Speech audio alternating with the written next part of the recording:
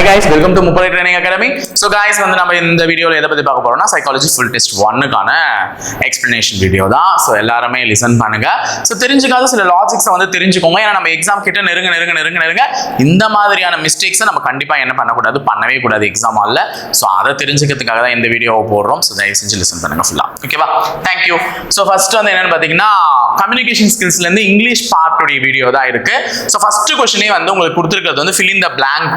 So fill in the blank அப்படின்னும் போது is just a question paper, question from if class தான் sir. நாங்கள் இஃபே இல்லையே, அப்புறம் எப்படி அது இஃப் கிளாஸ்ன்னு சொல்றீங்க அப்படின்னாலே நான் ஒரு சென்டென்ஸ் ரெண்டு கிளாஸா பிரியும்னு சொல்லியிருந்தேன். ஒன்னு வந்து இஃப் கிளாஸ், இன்னொன்னு வந்து என்னது main clause. So if clause main clause ரெண்டா பிரியும் பொழுது இஃப் கிளாஸ்ன்றது அது வந்து காஸ், அதாவது காரணம், இதன் மூலமாக ஏற்படக்கூடிய ஒரு எஃபெக்ட் தான் மெயின் கிளாஸ்ல வரும்னு சொல்லியிருந்தேன். இப்போ இங்க என்ன சொல்லியிருக்காங்கன்னா இஃப் யூஸ் பண்ணல, ஆனா அவங்க இஃப்க்கு பதில் இங்க என்ன வார்த்தை யூஸ் பண்ணிருக்காங்கன்னா unless அப்படின்ற ஒரு வார்த்தை யூஸ் பண்ணிருக்காங்க. சோ சேம் கண்டிஷனல் கிளாஸ் உடைய क्वेश्चनக்கு கீழ தான் இதுவுமே கவர் ஆகும். சோ இங்க if class ங்க பார்க்காதீங்க, இது conditional clause question. So conditional clause question கீழ தான் இதுவுமே கவர் ஆகும். unless the artist had given, நான் முதல்ல நல்லா கவனிக்க சொன்னது add ன்னு ஒரு வார்த்தை இருந்துச்சுன்னா add தனியா இருக்கா இல்லனா verb 3 ஓட சேர்ந்து இருக்கான்றத பாருங்கன்னு சொல்லியிருந்தேன்.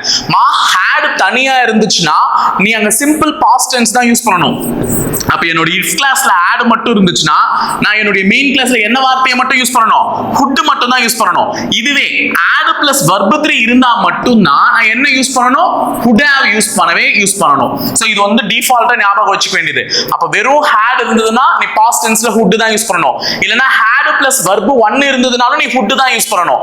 எப்ப நீ would have யூஸ் பண்ணனும்னா had plus verb 3 இருந்தா மட்டும் தான். இப்போ இங்க பாருங்க add given என்றது given உடைய verb 3 form. So give, gave, given அப்படினு சொல்வாங்க. சோ given உடைய verb 3 ஃபார்ம். அப்ப இத கண்டிப்பா நீ would have யூஸ் பண்ணலாம். அப்ப would have யூஸ் பண்ற மாதிரியான சென்டென்ஸ் தான் கண்டிப்பா இந்த blankல fill ஆயிருக்கணும். அப்ப C ஆப்ஷனும் வராது, D ஆப்ஷனும் வராது, ஏன்னா இங்க would have இல்ல. சோ இது ரெண்டுத்துலயுமே would have இருக்கு. ஆனா இதுல would not have, இதுல would have ன்னு இருக்கு. சோ நான் எதை எடுத்துக்கணும் அப்படினு பாத்தீங்கன்னா A option would not have, because என்னுடைய சென்டென்ஸ் வந்து நெகட்டிவ்ல தான் ஆரம்பிச்சிருக்கு. சோ அங்கேயுமே நான் நெகட்டிவ்ல தான் எடுத்துப்பேன். unless the artist had given his best, artist கண்டி அவருடைய பெஸ்ட் கொடுக்காம இருந்திருந்தா, வார்த்தை புரியுதா? unlessனா இருந்திருந்தா, unless the artist had given his best, artist அவருடைய பெஸ்ட் கொடுக்காம இருந்திருந்தா the portraits would not have been so natural, அந்த ஓவியங்கள் வந்து தத்ரூபமாக வந்திருக்க வாய்ப்பே இல்ல. அப்ப இந்த சென்டென்ஸ பேசும்போதே தெரியுது அவர் கொடுத்திருந்தா வந்திருக்க வாய்ப்பே இல்ல. So answer option A, B வராது. அது மட்டும் இல்லாம இங்க நெகட்டிவ் இருக்கிறதுனால இங்கேயுமே என்னதான் கேரி ஆகும், would not have அப்படின்ற நெகட்டிவ் வேர்ட் தான் கேரி ஆகும். சோ அதை டிசைட் பண்ணிக்கோங்க. சோ ப்ரீவியஸ் क्वेश्चनனும் கூட. அடுத்து fill in the blank with the suitable question tag ன்னு சொல்லிருக்காங்க. I am right, நான் ரைட் அப்படினு சொல்லிருக்காங்க. am ன்னு வந்துச்சுனாலே அந்த am னுடைய நெகட்டிவ் ஃபார்மா நான் என்ன எழுத சொன்னேன்னா are not ன்னு எழுத சொன்னேன். are ain't இந்த மாதிரி எழுத சொன்னேன். சோ ரெண்டுத்துல எதனா எழுதிருக்கலாம். சோ are not ன்னு இருக்கிற ஒரே ஆப்ஷன் இதுதான். சோ முடிஞ்சிச்சு, are not I. ஓகேவா? சோ அடுத்தது a dash is someone who suffers the effect of a crime. ஒரு கிரைம் மூலமா அவங்க வந்து சஃபர் ஆவறவங்க யாருன்னு கேட்டிருக்காங்க. அதாவது வந்து கிரைம்னா குற்றம், குற்றத்தின் மூலமாக பாதிக்கப்படக்கூடியவங்களை, அதாவது a dash is someone who suffers, அதாவது குற்றத்தின் மூலமா சஃபர்னா பாதிக்கப்படக்கூடியவங்க. ஒரு குற்றத்தின் மூலமாக பாதிக்கப்படக்கூடியவங்களை நம்ம என்னன்னு சொல்லுவோம், பாதிக்கப்பட்டவர்கள். இவர் தான் இந்த குற்றத்தின் மூலமா பாதிக்கப்பட்டவர்னு சொல்லுவோம். அப்ப அவங்களை கல்பிரிட்னு சொல்லலாமா? கல்பிரிட்னா குற்றவாளி, குற்றம் செய்யறவன் தான் குற்றவாளி, குற்றத்தின் மூலமா பாதிக்கப்படக்கூடியவன் குற்றவாளி இல்ல. விட்னஸ்னா சாட்சி, குற்றத்தை பார்த்தவர்கள், குற்றத்தினால் பாதிக்கப்பட்டவர்கள் இல்ல. கன்விக்ட் அப்படியும் மீனிங் வராது. சோ ஆன்சர் என்னன்னா விக்டிம்னா தான் பாதிக்கப்பட்டவர்கள். அப்ப குற்றத்தின் மூலமாக பாதிக்கப்பட்டவர்கள் என்னன்னு சொல்லுவாங்க, விக்டிம் அப்படின்னு சொல்லுவாங்க. அடுத்தது choose the appropriate meaning for the phrasal verb get rid of. நான் ஆல்ரெடி சொல்லிருந்தேன் idioms எந்த அளவுக்கு முக்கியமோ அதே அளவுக்கு phrasal verbும் முக்கியம். சோ get rid of அப்படினா அப்படியே எடுத்துறது, எலிமினேட் பண்றது. So answer is to eliminate. So இதெல்லாம் these are that questions தான். idioms எந்த அளவுக்கு நீங்க ஞாபகம் வச்சுக்கிட்டு இருக்கீங்களோ சேம் இந்த manner நீங்க phrases-உம் ஞாபகம் வச்சுக்கணும். So to get rid of அப்படினா என்ன ஆன்சர், to eliminate. ஓகேவா? அடுத்தது choose the options which has a logical relevance இருக்கிறது கேட்டிருக்காங்க. The word fall indicates season. Fall அப்படின்றது வந்து சீசனை குறிக்குதானா? ஆமா. The word fall indicates a season. நம்ம கிட்ட 6 வகையான சீசன்ஸ் இருக்கும்ல, வின்டர், சம்மர் அப்படின்னு சொல்லிட்டு. அதுல ஃபால்ன்றது ஒரு சீசனை குறிக்குதானா? ஆமா. It is an equivalent American word. அந்த ஃபால்னுடைய equivalent American word எதுன்னு பாத்தீங்கன்னா autumn season. இப்போ நம்ம British English American English use பண்ணும்போது நம்ம ஃப்ளூயண்டா நிறைய இடத்துல அமெரிக்கன் இங்கிலீஷ் யூஸ் பண்ணுவோம். சோ அந்த மாதிரி ஃபால் என்ற அந்த சீசனுக்கு நிகரான மீனிங் வந்து அமெரிக்கன் இங்கிலீஷ் மீனிங் வந்து ஆட்டமானா? ஆமா. சோ ரெண்டுமே ட்ரூ.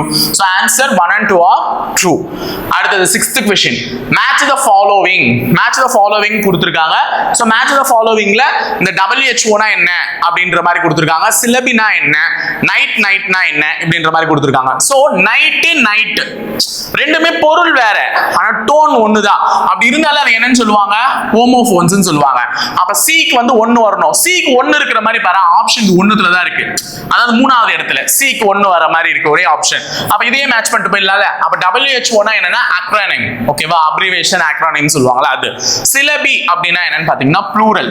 அப்போ சிலபஸ், சிலபஸ்னா சிங்குலர், அதனுடைய ப்ளூரல் ஃபார்ம் வந்து சிலபி. தெரிஞ்சுக்கணும், சிங்குலர் ப்ளூரல் எங்கே கேட்டாங்க பாரு. பாய்காட் அப்படின்னா எப்போனிம், ஓகேவா? ஹோமோனிம் மாதிரி எப்போனிம்.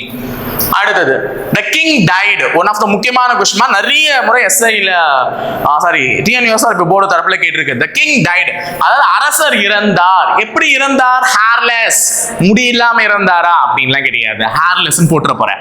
அரசர் தொட்டையா இருந்தா என்ன இருக்குது, மொட்டையா இருந்தா எனக்கு என்ன இருக்கு, அது கிடையாது. the king died hairless. hairlessனா வாரிசு. மறப்பீங்களா? மறக்க மாட்டீங்களா யாருமே? வாரிசு இல்லாமல் இறந்தார். கிங் வந்து அரசர் இறந்தார். எப்படி இறந்தார்? வாரிசு இல்லாமல். So the answer is hairless. One of the முக்கியமான question எழுதி வச்சுக்கோங்க. அடுத்தது choose the correct passive form of the following sentences னு கொடுத்திருக்காங்க. I will never forget this experience. நான் இத மறக்கவே மாட்டேன் இந்த எக்ஸ்பீரியன்ஸ் னு சொல்லிருக்காங்க. சோ இது passive form எழுதணும். அப்ப இங்க இருக்கிற this experience வந்து முன்னாடி வந்துரும். அப்ப எல்லாமே this experience தான் வருது. This experience will never னு இருக்கு. அப்ப will வந்துச்சுனாலே இது future tense. அப்ப future tense நான் will வந்துச்சுனாலே will be னு போட சொன்னேனா? will வந்தாலே என்ன போட சொன்னேன்? will be போட சொன்னேன். அப்போ இங்க will never னு வந்திருக்கு. அப்ப நம்ம என்ன போடணும்? will never be அப்படினு சேர்க்கணும். will வந்துச்சுனா will be, will never வந்துச்சுனா will never be. will never be எங்க இருக்கு? இந்த இடத்துல மட்டும் தான் இருக்கு. இது will ever be, அப்ப இது வராது. இது will not be, அப்ப இவனும் வர மாட்டான். இது will never been. இந்த been வந்து perfect tenseல தான் யூஸ் பண்ணனும். simple futureல எல்லாம் been வராது. ஏன்னா இங்க as, had, will, have, will அப்படின்ற மாதிரி வரும்ல. சோ அப்ப மட்டும் தான் இங்க been யூஸ் பண்ணணுமே. அதனால இதுவும் வராது. So answer option is C. This experience will never be. forget னுடைய verb 3 form forgotten by வந்து passive voice சேர்க்கிறதுனால by சேர்த்துக்கிட்டேன். I ன்ற இந்த சப்ஜெக்ட்ல இருக்கிறவரு அப்படியே ஆப்ஜெக்ட்ல போகும்போது என்னவா மாறிடுவாரு? me அப்படின்ற pronoun-ஆ மாறிடுவார். அப்ப this experience will never be forgotten by me. ஓகேவா? சோ வார்த்தைகளை ஞாபகம் வச்சுக்கோங்க. அடுத்தது this is Varun dash father is an architect. இவன் தான் வருண், இவனுடைய அப்பா தான் ஒரு ஆர்கிடெக்ட். அப்போ இவன் தான் வருண், இவனுடைய அப்பா ஒரு ஆர்கிடெக்ட்னு சொல்றோம். அப்ப இங்க யூஸ் பண்ணக்கூடிய ரிலேட்டிவ் ப்ரோனவுன் என்னவா இருக்கணும் அப்படின்னு பாத்தீங்கன்னா உடைய. இந்த மாதிரி வார்த்தை வந்துச்சுனாலே நான் என்ன போடணும்ன்றத ஆல்ரெடி சொல்லியிருக்கேன். ஸோ ரிலேட்டிவ் ப்ரோனவுன் கிளாஸ் எடுக்கும் போதே தெளிவா சொல்லியிருக்கேன். இவர்களுடைய, அவர்களுடைய அப்படின்னு உடையன்னு வந்துச்சுனாலே நீ என்ன வார்த்தையை போடணும்? whose அப்படின்றது தான் போடணும். அப்ப this is Varun whose father is an architect. இவருடைய அப்பா தான் ஒரு ஆர்கிடெக்ட் அப்படின்னு சொல்லுவாங்க. Last and final, choose the sentence that has no error. எரரே இல்லாத சென்டென்ஸை கேட்டிருக்காங்க. She did her homework every night. She has done her homework every night. So அடுத்தது she does her homework every night. She does her homework last night. So நிறைய விஷயங்களை கொடுத்திருக்காங்க. So அதுல எதுன்னு கரெக்ட்ன்றத பாருங்க. So நான் already simple present question take எடுக்கும்போது சொல்லியிருக்கேன். நான் கொஸ்டின் டேக் எடுக்கும்போது சிம்பிள் பிரசன்ட் அண்ட் பாஸ்ட் இது ரெண்டுத்துக்குமே என்ன verb இருக்காதுன்னு பாத்தீங்கன்னா ஆக்சிலரி verb இருக்காது. ஆனா ஆக்சிலரி verb இல்லாம நீங்க क्वेश्चन टैग ஃபார்ம் பண்ணனும். அப்ப என்ன பண்ணனும் அப்படினா do or does simple present டென்ஸ்க்கு யூஸ் பண்ணுங்க. பாஸ்ட்ல did யூஸ் பண்ணுங்க சொல்லி கொடுத்தேன். ஞாபகம் இருக்கா? क्वेश्चन टैग எடுக்கும்போது மா டென்ஸ்ல இருக்கக்கூடிய 12 டென்ஸ்ல 10 டென்ஸ்ல ஆக்சிலரி verb வச்சு தான் கேள்வி கேட்பாங்க. அதே ஆக்சிலரி verb நெகட்டிவா மாத்திக்குமா ஆன்சர் வந்துரும்னு சொல்லியிருந்தேன். ஆனா சிம்பிள் பிரசன்ட் டென்ஸ்க்கும் சிம்பிள் பாஸ்ட் டென்ஸ்க்கும் ஆக்சிலரி verb வராது. அப்ப நீ ஆக்சிலரி verb வரலனா அந்த சென்டென்ஸ் எதுல பேசப்பட்டிருக்குன்றத கவனிமா. சிம்பிள் பிரசன்ட்டா இருந்துச்சுனா ஒன்னு போடு, சிம்பிள் பாஸ்டா இருந்துச்சுனா ஒன்னு போடுன்னு சொல்லிட்டு சிம்பிள் பிரசன்ட்டா இருந்துச்சுனா do or does போட்டுக்கோ, பாஸ்டா இருந்துச்சுனாலே கண்ணை மூடிட்டு did போட்டுருந்தேன். அப்போ இந்த do or does யார் யாருக்கெல்லாம் போட சொன்னா அதுவும் சொன்னேன். ஐயோ தேவி, ஐயோ தேவி இவங்களுக்கெல்லாம் என்ன போட சொன்னேன்? do. he she it இவங்களுக்கெல்லாம் என்ன போட சொன்னேன்? does. அப்ப he she itனாலே does. அப்ப she பக்கத்துல does வந்திருக்கிறது தான் கரெக்ட்டா இருக்கும். இது வர்றது கரெக்ட்டா இருக்காது. so she does her homework every night இல்ல she does her homework last night Anna last night அப்படினா அது past tense குறிக்கிற மாதிரி இருக்கும். அப்ப she did her homework last night அப்படினே சொல்லி இருக்கலாம். இந்த இடத்துல does போட வேண்டிய அவசியம் இருந்திருக்காது. did போட்டிருந்தாதான். ஏன்னா last nightன்றது நேற்றைய இரவு அவர் homework முடிச்சிட்டு படுத்துட்டா. அப்ப நான் past tense பத்தி பேசுறேன். அப்ப she did her homework last night ன்னு தான் சொல்லி இருக்கணுமே தவிர she does her homework last night ன்னு சொல்ல கூடாது. அப்ப தினந்தோறும் நடக்கக்கூடிய ஒரு நிகழ்வு every night அந்த அம்மா வந்து என்ன பண்ணிடுவாங்க? homework செஞ்சு முடிச்சிடுவாங்க. அப்ப அந்த she பக்கத்துல யூஸ் பண்ண வேண்டிய does கரெக்ட்டா இருக்கிறதுனால எது கரெக்ட்? C தான் கரெக்ட். ஓகேவா? அடுத்தது தமிழ்ல வந்திருக்குமா 10 கேள்வி. எவன் ஒருவன் என்பதனை சேர்த்து எழுத கிடைக்கும் சொல்லி எல்லாருக்குமே ஈஸியா தெரியுமே. எவன் பிளஸ் ஒருவன் இது ரெண்டுத்தையும் சேர்த்து எழுதணும். இந்த ரெண்டு வார்த்தை தான் சேர போதா? அப்ப இன்னும் பிளஸ் ஓ சேரும் போது என்ன ஆயிடும்? நோ. ஓகேவா? இதே இந்த ஓ சேர்ந்துச்சுன்னா நோன் ஆயிருக்கும். ஆனா இங்க இந்த சுழிக்காத ஓ தான் இருக்கு. அப்போ நோன் ஆயிருக்கும். எவன் ஒருவன். அப்ப எது வரும்? எவன் ஒருவன். ஏ ஆப்ஷன்மா. ஏ. ஓகேவா? சி கிடையாது. ஏ. எவன் ஒருவன். அடுத்தது காடெல்லாம் என்ன சொல்லி பிரித்து எழுத கிடைப்பது? அப்ப காடெல்லாம பிரிக்கணும். காடு பிளஸ் எல்லாம். காடு பிளஸ் எல்லாம். B option. ஓகேவா? அடுத்தது இறந்த காலத்தை உணர்த்தும் தொடர் எதுன்னு கேட்டிருக்காங்க. இறந்த காலத்தை, அதாவது வந்து இங்க கொடுத்திருக்கிற சென்டென்ஸ்ல எது இறந்த காலத்தை உணர்த்துது? அமுதன் நாளை வீட்டுக்கு வருவான். அமுதன் நாளை வீட்டுக்கு வருவான். நாளை என்பது நாளைய பத்தி பேசக்கூடிய ஒரு விஷயம். அப்ப அது எதிர்காலத்தை குறிக்கக்கூடியது. நாளைனா என்னது? நாளைக்கு. அப்ப இந்த வார்த்தை நாளைன்றது எந்த காலத்தை உணர்த்துது? எதிர்காலத்தை உணர்த்துது. கண்மணி நேற்று பாடம் படித்தால். கண்மணி என்னைக்கு பாடம் படிச்சா?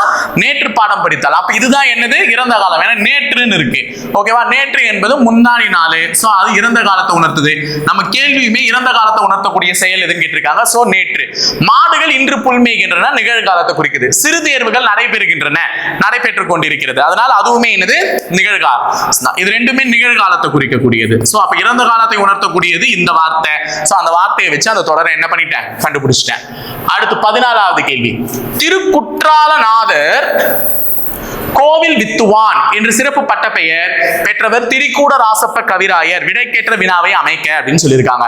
அப்போ இது எப்படி கேட்பாங்கன்னா, திருக்குற்றாலநாதர் கோவில் வித்துவான் என்று சிறப்பு பட்ட பெயர் பெற்றவர் யார்? So answer option is B.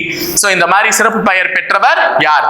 இங்க பேருங்க என்ற பெயர் பெற்றவர் யாருன்னு கேட்டிருக்க மாட்டாங்க. அது ஒரு சிறப்பு பெயர். அதனால என்ற சிறப்பு பெயர் பட்ட பெயர் பெற்றவர் யாருன்னு தான் கேட்டிருப்பாங்க. சோ கேள்வி வந்து பி. இதெல்லாம் ஈஸியா நீங்க அடிச்சிடுவீங்க. அடுத்தது அழுவம் என்ற சொல்லின் பொருளை தேர்ந்தெடு. அழுவம் என்றால் என்னன்னு பாத்தீங்கன்னா கடல். ஓகேவா? அழுவம் என்ற சொல்லின் பொருள் என்ன?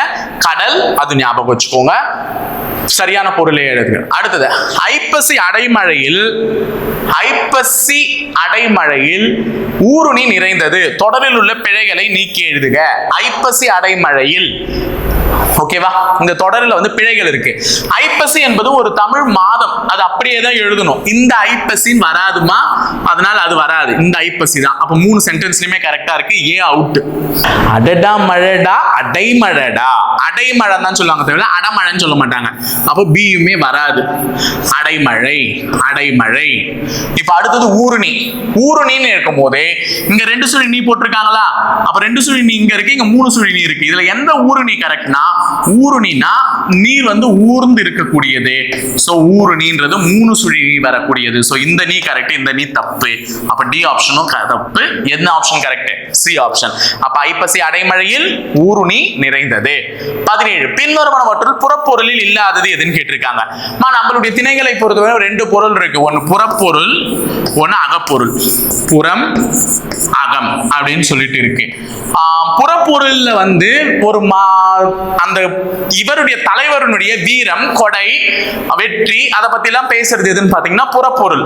ஆனா அகப்பொருள் என்பது அந்த கதையில் வரக்கூடிய மாந்தர்களாகிய தலைவனும் மற்றும் தலைவியினுடைய காதலை பற்றி விவரிக்கக்கூடியது. அப்ப அகப்பொருள்ல ஒன்னே ஒண்ணுதான், அது என்னன்னு பாத்தீங்கன்னா காதல். ஓகேவா? காதல், காதலை பத்தி மட்டுமே பேசுறது என்னது? அகப்பொருள். அதை தவிர்த்து மீதம் இருக்கக்கூடிய அனைத்தையும் பத்தி பேசுவது என்னன்னு பாத்தீங்கன்னா புறப்பொருள். அப்போ அங்க புறப்பொருளில் இல்லாதது எதுதான் கேட்டிருக்காங்க. வீர புறப்பொருள் இருக்கு, வெற்றி புறப்பொருள் இருக்கு, கொடையும் புறப்பொருள் இருக்கு. அப்ப எதுதான் புறப்பொருள் இல்ல? காதல்.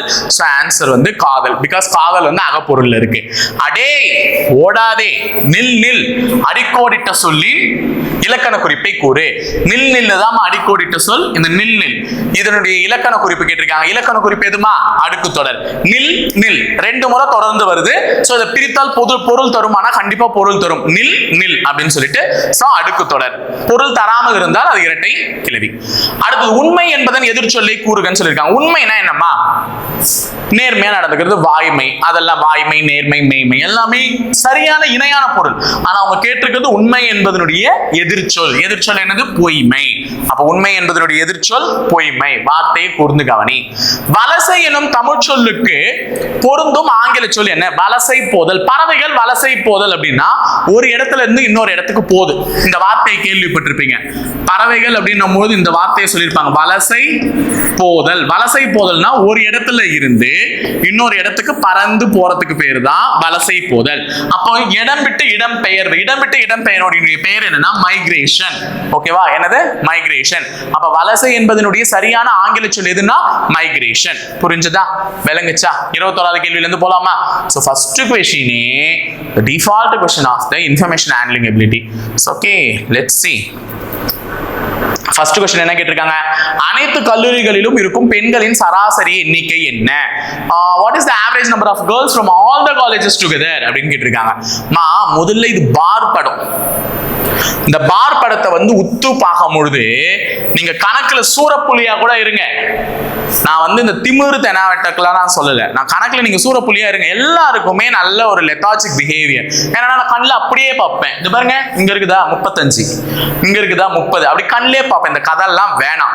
தயவு செஞ்சு ஒரு ஸ்கேலோ இல்லைன்னா அங்க உனக்கு எதனா ஒரு லைன் வச்சு பாக்குற மாதிரி இருந்ததுன்னா கோட் போட்டு பாரு. ஒருவருமே ஒரு மார்க். ஓகேவா? சோ இது பார்க்கறதுக்கு 35 மாதிரி இருக்கும். ஆனா இந்த கோடை நீ சரியா எடுத்துட்டு வந்தனா 35ல வராது, 35க்கு நடுவுல நிற்கும். சோ இது 32. இங்க ஆயிரங்களின் கொடுத்திருக்காங்க பாரு. ஆண்கள் மற்றும் பெண்களின் எண்ணிக்கை என்னவா? ஆயிரங்கள்ல இருக்கா. அப்ப இது ஆயிரங்களின் சொல்லியிருக்காங்க. அப்ப நடுவுல இருக்கக்கூடிய கோடை மறந்துரு. ஓகேவா? அப்ப 30க்கும் 35க்கும் நடுவுல வந்துச்சுன்னா என்னது? 32,500 பொண்ணுங்க இருக்காங்கன்னு அர்த்தம். நித்துக்கு வந்து கண்ணை குருட்டுத்தனமா பார்த்து 35,000 போட்டு கணக்கு வரலையே அப்படின்னு சொன்னா ஆன்சர்லாம் வராம தான் போகும். இப்ப எல்லா கல்லூரிகளுக்கும் பெண்களுடைய எண்ணிக்கை கேட்டிருக்காங்க. சோ ஃபர்ஸ்ட் கல்லூரி 25,000 பெண்கள். ஏ கல்லூரி எத்தனை? 25,000. சோ இது போட வேண்டிய அவசியம் இல்லை எனக்கு 00. நான் அந்த நம்பரை வச்சே போட்டுக்கிறேன். அடுத்தது பி கல்லூரியில் உள்ள பெண்கள் எத்தனைனா 30. பி கல்லூரியில் எத்தனை? 30. 00 போட்டாலும் ஒண்ணுதாமா, அதுக்கு தாமா போடல. சரி போட்டுக்கோங்க நீங்க உங்க விருப்பம், நான் போட்டுறேன். அடுத்தது இது வந்து எவ்வளவுன்னு பாத்தீங்கன்னா 20. சி கல்லூரியில் உள்ள பெண்கள் 20, இது 30, இது 25,000. அடுத்தது டி கல்லூரியில் உள்ள பெண்களின் எண்ணிக்கை சேம் பி கல்லூரியில் உள்ள பெண்களின் எண்ணிக்கை போலவே.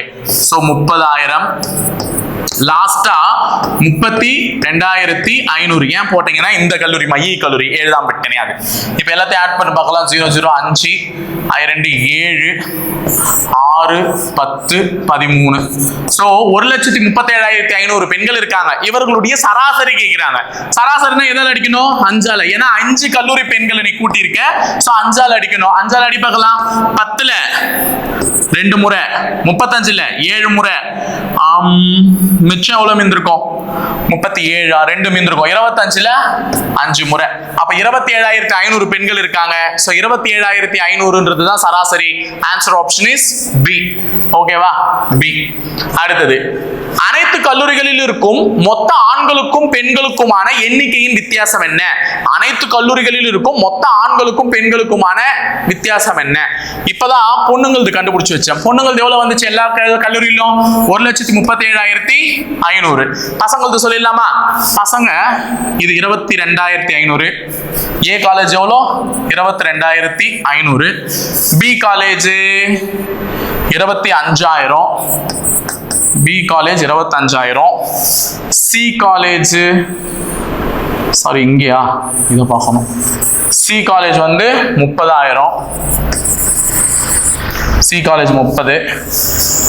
டி 22,500.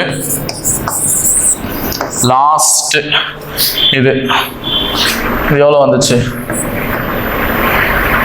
22,500. திருப்பியும் 22,500. எல்லாத்தையும் கூட்டிட்டு வித்தியாசத்தை பார்க்கறதுக்கு 5 5 5 5 7 7 8 8 ஒரு 4 12 3 5 6 7 8 9 10 11 12. 1,22,500 பேர் இருக்காங்கம்மா. அதுக்கும் 1,37,500க்கும் வித்தியாசம் சொல்லணும். அப்போ 1,22,500 போனா எவ்வளோ? 0க்கு 0 0, 5ல 5 போச்சுன்னா 0, 7ல 2 போச்சுன்னா 5, 13ல 12 போச்சுன்னா 1. 15,000 வித்தியாசமா. அப்போ எல்லா கல்லூரியிலும் இருக்கக்கூடிய பசங்களுக்கும் பெண்களுக்கும் இடையான வித்தியாசம் எவ்வளோ? 15,000. So answer 15,000. C option. ஓகேவா? 15,000 சி ஆப்ஷன். ஓகேவாமா? அடுத்தது இன்னொருமே வந்துடுச்சா? சரி, ஓகே, பார்த்துடலாம் என்னன்னுட்டு. ஆக்சுவலா என்ன கேட்டிருக்காங்க? இதுல 2 கேள்வி கேட்டிருக்காங்க. ஃபர்ஸ்ட் கேள்வி, நிறுவனத்தின் உற்பத்தியில் எந்த வருடம் பி வகை ஸ்கூட்டரின் உற்பத்தி அதன் சராசரி உற்பத்திக்கு அருகில் உள்ளது? நல்லா ஞாபகம் வச்சுக்கோங்க. In which of the given years was the production of B type scooters close to the average production of the over the given years? அதாவது பி வகை ஸ்கூட்டர் உற்பத்தி பண்ணிருக்காங்கல்ல, பி வகை ஸ்கூட்டரை வந்து என்ன பண்ணிருக்காங்க? உற்பத்தி பண்ணிருக்காங்க. அந்த சராசரி எடுக்கணுமா? பி வகை ஸ்கூட்டரோட சராசரி எடுத்து அது எந்த வருஷம் அதோட கிட்டத்துல இருக்கு, அந்த சராசரி எந்த வருஷம் அதோட கிட்டத்துல இருக்குன்னு கேக்குறாங்க. அப்ப நான் இப்ப கண்டுபிடிக்க வேண்டியது இந்த பி வகை ஸ்கூட்டரினுடைய சராசரி மட்டும்தான். நல்லா ஞாபகம் வச்சுக்கோ. பி வகை ஸ்கூட்டரோட சராசரி முதல்ல இதை கூட்டி இல்லாம இதை கூட்டி எதால வகுக்கணும்? 1 2 3 4 5 6 6ஆல வகுப்பேன். ஏன்னா 6 வருஷத்துக்கு கூட்டுறேன். அப்ப 6 வருஷத்துக்கு கூட்டுறதுனால எல்லாத்தையும் கூட்டி 6ஆல அடிப்பேன். அந்த வர நம்பர் இதுல எதுக்கு கிட்ட இருக்குதோ அந்த வருஷத்துல நான் சொல்ல போறேன். பி வகை ஸ்கூட்டரின் உற்பத்தி அதன் சராசரி உற்பத்தியில் எதற்கு நிகராக இருக்கிறது அப்படின்னு கேட்டிருக்காங்க. அப்ப இதுல பாருங்க, கூட்டுங்க பார்க்கலாம். 140 ஒரு 60 200, 200 ஒரு 90 290, 290 ஒரு 30 320, 320 ஒரு 80 400, 490 500 500 வருதுமா. அப்ப பி வகை ஸ்கூட்டர் வந்து 500. இந்த 500 எதால அடிக்கணும்? 6ஆல அடிக்கணும். 500 6ஆல அடிச்சா 48 8 முறை. அடுத்தது மிச்சம் எவ்வளவு மீந்திருக்கும் அப்படின்னு பாத்தீங்கன்னா 2 மீந்திருக்கும். 20ல எத்தனை 6 இருக்கு? 20ல 3 6 இருக்கு. அப்ப 83 புள்ளி சம்திங் வரும். சோ இதுல 83 நியரரா எதுக்கு இருக்கு? 85. இதுதானே இருக்கு. நியரரா எது இருக்கு? 85. சோ ஆன்சர் எதுன்னு பாத்தீங்கன்னா 1995 வருஷத்துல தான் பி வகை ஸ்கூட்டரினுடைய சராசரி உற்பத்தியில நியரரா நம்ம இருக்கோம். நான் கேள்வி ஒழுங்கா புரிஞ்சுக்கோ. பி வகையில உற்பத்தி செய்யப்பட்ட ஸ்கூட்டரினுடைய சராசரியை கண்டுபிடிங்க. அந்த சராசரிக்கு நியரரா எந்த வருஷத்துல அது உற்பத்தி செஞ்சிருக்குன்னு கேக்குறாங்க. சோ பி வகை உற்பத்தி செஞ்சதுடைய சராசரி 83 புள்ளி சம்திங். அப்ப 85 இருக்கு. சோ அவன் தான் நியரர். அப்ப அது எந்த வருஷம்னா 1995 வருஷம். A option. நிறுவனத்தின் உற்பத்தியில் எந்த வருடம் பி வகை ஸ்கூட்டரின் உற்பத்தி அதன் சராசரி உற்பத்திக்கு அருகில் உள்ளதுன்னு கேட்டிருக்காங்க. 1995. அதுலதான் கிட்ட இருக்கு. அடுத்த கேள்வி, டி வகை ஸ்கூட்டரின் உற்பத்தி எந்த வருடத்தில் அதிகமாக உள்ளது? அப்ப டி வகை ஸ்கூட்டரின் உற்பத்தி எந்த வருடத்தில் அதிகமா இருக்கு? டி வகை ஸ்கூட்டரின் உற்பத்தி அதிகமா இருக்கிறதோ அதே 1995ல தான். சோ ஆன்சர் திருப்பியும் 1995. அடுத்தது, கொடுக்கப்பட்ட ஆண்டுகளில் மொத்த உற்பத்தியில் 1995ஆம் வருடத்தில் ஏ வகை ஸ்கூட்டரின் தோராயமான உற்பத்தி சதவீதம் என்ன? நல்லா ஞாபகம் வச்சுக்கோங்க. கொடுக்கப்பட்ட ஆண்டுகளில் மொத்த உற்பத்தியில் 1995ஆம் வருடத்தில் ஏ வகை ஸ்கூட்டரின் தோராயமான உற்பத்தி சதவீதம் என்ன? What was the approximate percentage of production of A type scooters in 1995 to its total production of the over the years? அப்போ ஏ வகை ஸ்கூட்டர் உற்பத்தி பண்ணிருக்காங்க பாரு, இதனுடைய டோட்டல் ப்ரொடக்ஷன் 1900 எந்த வருஷமா கொடுத்திருக்காங்க? 95வது வருஷத்துல கொடுத்திருக்கிற உற்பத்தியினுடைய சதவீதத்துல எவ்வளவுன்னு கேக்குறான். அப்போ இதனுடைய டோட்டல், இந்த ஸ்கூட்டர் எல்லாத்தையும் கூட்டிடணும். இதனுடைய டோட்டல் இந்த 95வது வருஷத்துல கம்பேர் பண்ணும்போது எத்தனை சதவீதம் 95வது வருஷத்துல உற்பத்தி பண்ணிருக்காங்க?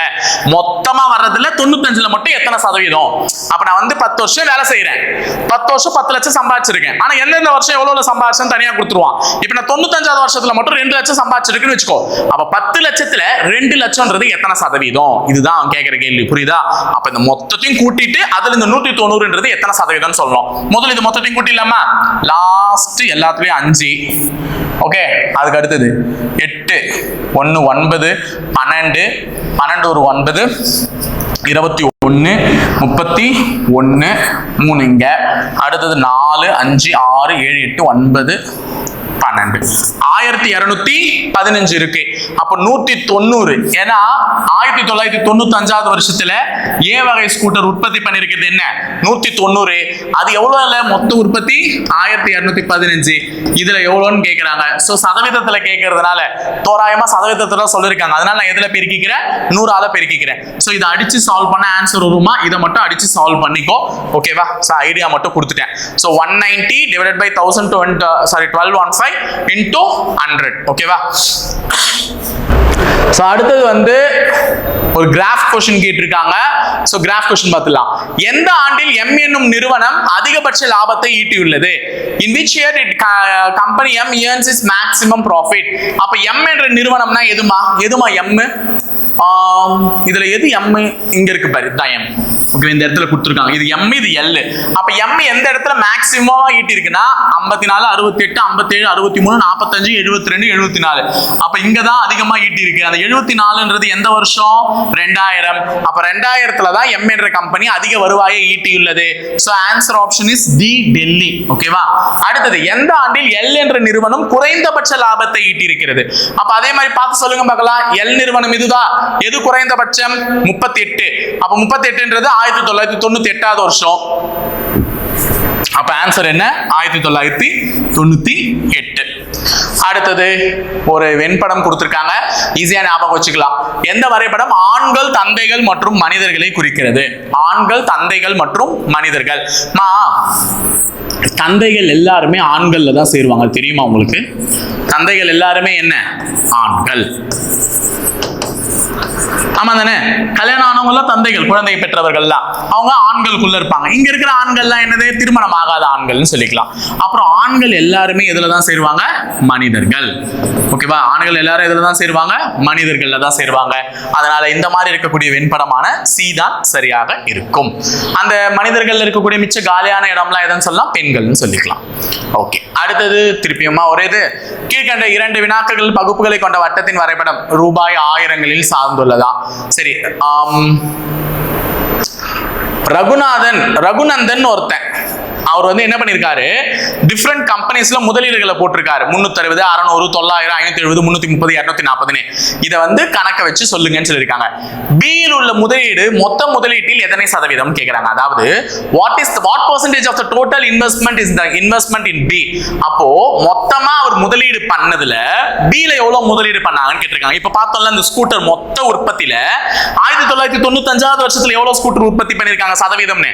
அப்ப அதே மாதிரிதான் இந்த மொத்த முதலீட்டுல பி நிறுவனத்துல பண்ண முதலீடு எவ்வளவுன்னு கேட்டிருக்காங்க. பி நிறுவனத்துல பண்ண முதலீடு எவ்வளவு? 360 வகுத்தல் மேலதான் அவங்க கேட்கறது போடணும். இந்த நிறுவனத்துல எவ்வளவு முதலீடுன்னு அதை போட்டுட்டு கீழே என்ன போடணும் அப்படின்னு பாத்தீங்கன்னா இந்த மொத்த முதலீடு போடணும். மொத்த முதலீடு இது ஒரு 900, இது ஒரு 600, 1500, இங்க 570 இருக்கு இ கம்பெனி, இங்க எஃப் கம்பெனி 330, ஏ கம்பெனி 240, பி கம்பெனி 360. அதையும் சேர்க்கணுமா? அதை சேர்க்காம விட்டுற போறேன். இதையும் சேர்த்தாதான் மொத்த முதலீடு. அந்த மொத்த முதலீட்டுல பி எவ்வளோ அதை தனியா திருப்பி போட்டு கண்டுபிடிக்கணும். இப்ப இது எல்லாத்தையும் கூட்டிங்க பார்க்கலாம். 0, 6, 4, 10, 20, அடுத்தது 8, 10, 13, 18, 20, 3000. அப்ப மொத்தமா முதலீடு பண்ணிருக்கிறது 3000 ரூபாய். அதுல 360 ரூபாய் எதுல பண்ணிருக்காங்க? பி. இது டோட்டல். இப்ப இந்த சதவீதத்துல கேட்கறதுனால எதால பெருக்கி சொல்லணும்? 100ஆல. அப்ப இங்க 2 0 இங்க 2 0 கேன்சல், இந்த 1 0 இந்த 1 0 கேன்சல், இந்த 3 இங்க அடிச்சா 12. அப்ப 36 டிவைடட் பை 3 12. அப்ப 12% என்ன பண்ணிருக்காரு? இன்வெஸ்ட் பண்ணிருக்காரு B ல. அப்ப மொத்த முதலீட்டில் B ல அவர் முதலீடு செய்த விகிதம் என்ன? சதவீதம் என்ன? 12%. அடுத்தது மொத்த முதலீட்டில் E நிறுவனத்தில் உள்ள முதலீட்டின் சதவீதம் என்னன்னு சொல்லிருக்காங்க. அப்ப மொத்த முதலீட்டுல E நிறுவனத்துல எவ்வளவு முதலீடு பண்ணிருக்காங்கன்னு கேக்குறாங்க. E நிறுவனம் அகைன் அதே மாதிரி தான் கண்டுபிடிக்கணும். மொத்த முதலீடு இப்பதான் கண்டுபிடிச்சோம். மொத்த முதலீடு எவ்வளவுமா? 3000. ஆனா மொத்த முதலீட்டுல E நிறுவனத்துல 570 பண்ணிருக்காங்க. அப்ப 570 சதவீதத்துல கேட்கறதுனால 100. சோ 2 0 2 0 இத அடிச்சிடும். அப்ப 57 அகைன் 3 ஆல் அடிக்கணும்ல. 3 ஆல் அடிச்சா 1 27 19. ஓகேவா? அப்போ 19%. So again A option is the answer. ஓகேவாமா? A தான் ஆன்சர். சோ 30 கேள்வி முடிச்சிட்டோமா? இன்னும் 30 கேள்வி இருக்கு. வாங்க.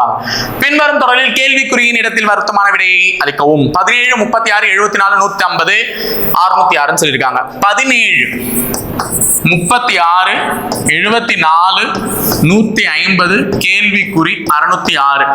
ஒரு எண் கூடிய விரைவில் பெருசாயிட்டே போதுன்னா எண்கள் பெருக்கப்பட்டிருக்கணும் அல்லது கூட்டப்பட்டிருக்கணும். ஒரு நம்பர் பெருசாவதுனாலே ஒன்னு கூட்டி இருக்கணும் அல்லது பெருக்கி இருக்கணும். இங்க பெருசாவது, வேகமா பெருசாவது. அப்ப கண்டிப்பா மல்டிப்ளிகேஷன் பண்ணிருக்கணும். என்ன பண்ணி இந்த 36 ஆக்கிருக்காங்கன்னா 17 2ஆல பெருக்குங்க.